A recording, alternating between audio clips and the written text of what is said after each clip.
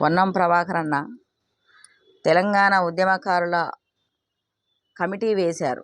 వేసిన తర్వాత 2-3 సార్లు సమావేశమయ్యారు. ఇప్పుడు మళ్ళీ తెలంగాణ విద్యార్థి జేఏసీని పిలిచి మళ్ళీ ఏమేం కావాలి ఏంటిది సలహాలు తీసుకుంటామని అన్నారు. నిజంగా మరి ఒకసారి విద్యార్థులని, ఒకసారి యువకులని, ఒకసారి జేఏసీలని, ఒకసారి మహిళలని ఇట్లా పిలిచి సమావేశం వేస్తూ చర్చలు చేస్తారా? అంటే ఇదంతా కమిటీ మొత్తంగా కూడా కాలయాపన జరిగిపోతూ మీకున్నటువంటి పుణ్యకాలం 2 ఏళ్ళు కూడా గడిచిపోతుంది. ఇంకా చర్చల కాడనే ఉంటే నిజంగా ఈ కమిటీ ఉద్యమకారులను బాగు చేయడం కోసం వేశారా, లేకపోతే రాజకీయంగా మీ ఉనికిని కాపాడుకోవడం కోసం వేశారా అన్నది తెలియదు. కానీ అప్పటి నుంచి ఇప్పటి వరకు ఆ కమిటీ ఏం నిర్ణయించింది? క్యాబినెట్ సమావేశంలో మీరు ఏం నిర్ణయం చేశారు? ఎటువంటి కీలక నిర్ణయాలు చేశారు? నిజంగా ఉద్యమకారులను ఆదుకోవాలని ఈ రాష్ట్ర ప్రభుత్వానికి ఉన్నదా? ఒకవేళ ఉంటే విద్యార్థులను ఒకసారి, మహిళలను ఒకసారి, రైతులను ఒకసారి, రాజకీయ ప్రజా సంఘాలను ఒకసారి పిలవరన్నా? ఒకసారి రాజకీయ పార్టీలను పిలిచారు కదా. రాజకీయ పార్టీలు అఖిలపక్ష సమావేశం జరిగింది. కమిటీ వచ్చిన తర్వాత రాష్ట్ర క్యాబినెట్ కూర్చున్నది. మరి ఆ 2 కూర్చున్న తర్వాత ఏం నిర్ణయం చేసిందన్నది ప్రజలకు చెప్పాలి కదా. మళ్ళీ ఇప్పుడు విద్యార్థి జేఏసీని పిలుస్తాము, 6వ తారీఖు నాడు మాట్లాడతాము అని అంటున్నారు. నేనేమనుకుంటున్నానంటే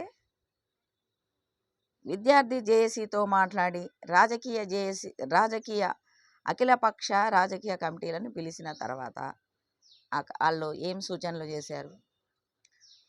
ఎందుకంటే ఆ పార్టీల ప్రజా సంఘాలు పనిచేసినాయి, స్వచ్ఛందంగా ఉద్యమ సంఘాలు పనిచేసినాయి. అసలు రాజకీయాలకే సంబంధం లేకుండా ఈ తెలంగాణ రాష్ట్రం సబ్బండ వర్గాల ప్రజలు పాల్గొని ఈ రాష్ట్రాన్ని సాధించారు. ఇప్పుడు కాలయాపన కోసము ఒక్కొక్కరిని విభజించి విడదీసి చర్చలు చేస్తూ ఉన్నారా? అసలు ఉద్దేశం ఏంటిది ఈ ప్రభుత్వానికి? మేము దీన్ని తీవ్రంగా ఖండిస్తూ ఉన్నాము. కాలయాపన కోసం చేస్తున్నట్టు ఉన్నదా? ఎందుకంటే చాటలో తవుడేసి కుక్కలకు పంచాయి పెట్టినట్టుగా ఉన్నది. ఈ పదాలు వాడాలనో వాడకూడదో కానీ వాడాల్సిన పరిస్థితి వచ్చింది. ఎందుకంటే రాష్ట్ర ఆవిర్భావం కోసం సర్వం కూడా కోల్పోయిన వాళ్ళం. ఇప్పుడు నేను ఒక వికలాంగురాల్ని. తెలంగాణ ఆడబిడ్డల పాదయాత్ర చేశాను.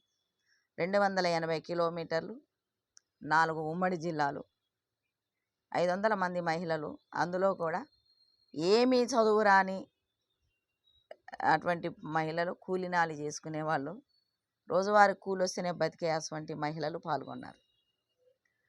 మరి మీరు ఎవరిని బాగు చేస్తారు? ఇప్పుడు మీరు ఈ మహిళలకు ఏమి ఇవ్వగలుగుతారు, ఏం చేయగలుగుతారు? అంటే నేను ఒకటే కోరుకుంటా ఉన్నాను. అఖిలపక్ష సమావేశం జరిగింది ఒకసారి, క్యాబినెట్ ఒకసారి వస్తుంది. మరి మీరు 6వ తారీఖు నాడు ఒక విద్యార్థి జేఏసీని పిలిచటం అనేది తప్పు కదా. పిలవండి, అన్ని ఉద్యమ సంఘాలు ఉన్నాయి, ఒపీనియన్ తీసుకోండి. వాళ్ళ ఆలోచన ఏంది, వాళ్ళ పరిస్థితులు ఏంటి, వాళ్ళ స్థితిగతులు ఏంటి ఒకసారి తెలుసుకోండి. అట్లా చేస్తే బాగుంటుంది. కానన్నా టైంపాస్ కోసం విద్యార్థులను ఒకసారి, మహిళలను ఒకసారి, రైతులను ఒకసారి, యువకులను ఒకసారి ఇవన్నీ పిలుచుకుంటా పోతే మీకున్నటువంటి కాలం ఎంతన్నా 2 సంవత్సరాలు ఉంటుందేమో, అటు ఇటు. ఇప్పటికీ కమిటీ చేసి కూడా దాదాపు 2 నెలలు అయితేనే ఉంది. అంటే ఈ పుణ్యకాలాన్ని కూడా ఉద్యమకారులు తిరుగుబాటు చేయొద్దని నమ్మించి సపనం మూసిరు. మంచిగా ఉంది, బాగానే ఉంది. కానీ ఫలితాలు ఎవరికి ఎప్పుడు ఏమి ఇవ్వాలి? మీకు ఎలక్షనే దగ్గర పడుతుంది. మరి ఇంకా మీరు చర్చల మీదనే ఉన్నారు. ఇదంతా కూడా నేను ఒకటే తెలంగాణ ప్రభుత్వానికి నేను విన్నవించుకుంటున్నది ఒకటే. కమిటీ వేసిన తర్వాత ఉద్యమకారుల పట్ల మీకు గౌరవం ఉంటే కాలయాపన చేయొద్దు. ఇవ్వాల్సినది ఏదన్నా ఉంటే ఇవ్వండి. ఇవ్వడం చేత కాకపోతే ఫైల్ మూసేయండి. అవసరం లేదు. మేమేమనుకుంటున్నామంటే ఈ గడ్డ విముక్తి కోసం పోరాటం చేసాం. మా త్యాగాలు మేమంతా కూడా కోరుకున్నది ఏంటంటే నీళ్లు, నిధులు, నియామకాలు కావాలని అనుకున్నాం. మా గడ్డ విముక్తి అయితే మా తెలంగాణ ప్రజలే పరిపాలన చేసుకోవాలి, మాకు సొంత పరిపాలన కావాలి అన్న డిమాండ్ మీద ఉద్యమాలు జరిగింది. కానీ ఏం జరిగిందన్న? 10 సంవత్సరాలు 10 సంవత్సరాలు కూడా జరిగినది ఏమీ లేదు. ఏమీ లేదు. ఎందుకంటే కోతికి కొబ్బరి చిప్ప వచ్చినట్టుగా అయిపోయింది. మళ్ళీ ఇప్పుడు కూడా ఈ 2.5 సంవత్సరాలు దగ్గర దగ్గర అయిపోతూ ఉంది. ఇంకేముంటుంది అన్న? ఇంకేముంటుంది? మీరేం చేయాలి అంటే ఉద్యమకారులు కష్టపడాలి, ఈ గడ్డను విముక్తి చేయాలి. మేమేమో రోగాలతోని బువ్వకు లేకుండా, తిండి లేకుండా, ఇండ్ల కిరాయి గట్ట లేకుండా ఆగమాగమై అడవి పాలై ఉన్నట్టు ఇక ఈ భూమి మీద బతుకుతున్నాం అనారోగ్యాలు వచ్చి.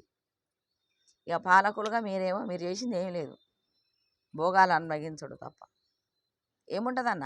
గౌరవం అనేది ఉద్యమకారుల పట్ల గౌరవం ఉంటే నేను అడుగుతా ఉన్నాను. అసలు మీరు ప్రజలను అడగడం కాదన్నా, ప్రజల్ని అడిగి తెలుసుకోవటం కాదు. అప్పటి మీడియా ఉంది కదా, అప్పటి మీడియా ఉంది.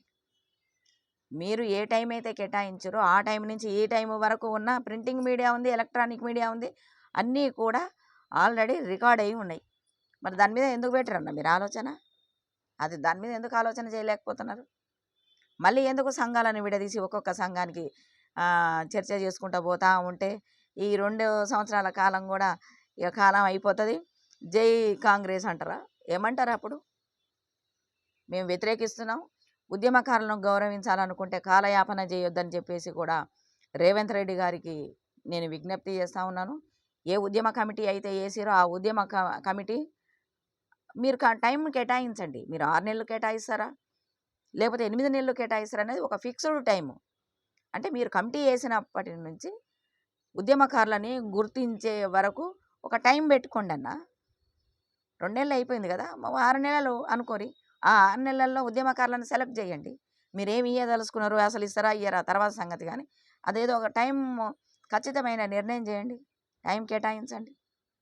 కేటాయిస్తే ఎందుకు ఉద్యమకారులు రారు?